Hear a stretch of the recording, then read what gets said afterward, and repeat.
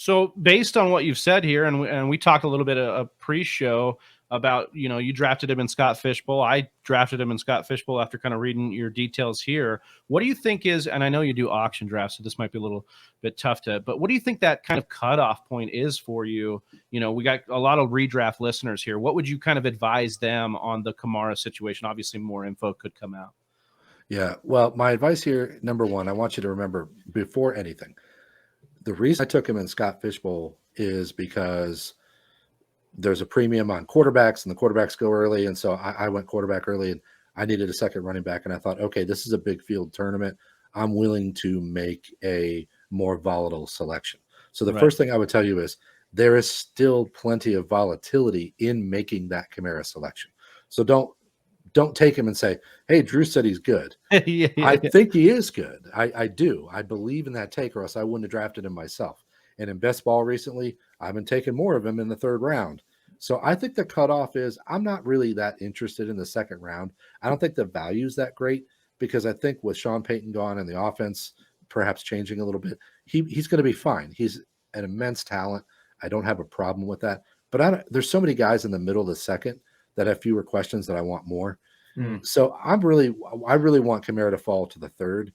And the ideal build for me would be getting a quarterback or a Kelsey or something.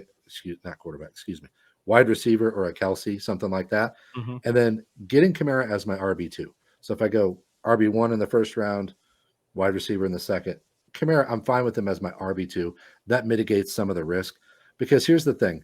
I think about walking into a draft right now and like my favorite league, like say the Kings Classic, and taking Kamara. It kind of just makes me like, I don't want to wake up every week and be like, is this the week the video drops? Like it was you and Zeke, Travi, bringing up memories of Zeke that year. Yeah, when he had the offseason stuff, you mentioned him earlier, and that's what it was. I mean, the night before the draft, Drew, I'm up late, not partying as much, reading damn Zeke data, like trying to figure out what he said in court and where, what the precedence was for this. I wish I'd have known you then. Maybe I would have got a little bit better advice. But either way, that's a very important point. And I think, you say your favorite league, and, somebody that turned us on to you was Dwayne McFarland, Drew, and he's a big fan of your work. We love Dwayne.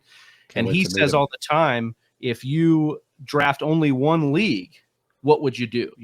And so I think that was important that you said there, your most important league, the Kings Classic. I don't know about taking Kamara then. I don't want to stress about it.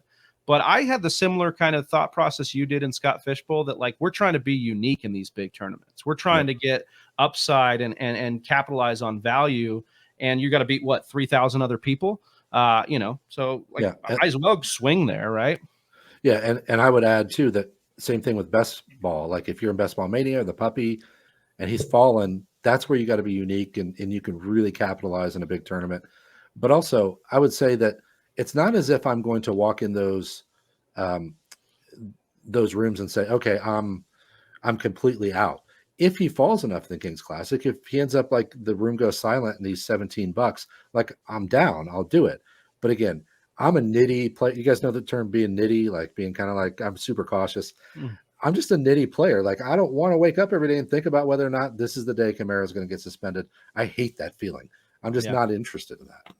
Travi, you hate that feeling, or you live on it? I don't know. I kind of, I'm like the heroin addict, getting junkie there. Chasing the dragon, man. Yeah, I love it. No, but only in the league. I guess I did in Scott Fishbowl, but I in our league of record, we doubly or aptly named the only league that matters. So it kind of has those like fun moments that I just love to chase there. Right here. How high would you take DeAndre Swift this year? Like how high do you think would be before you're reaching for your guy?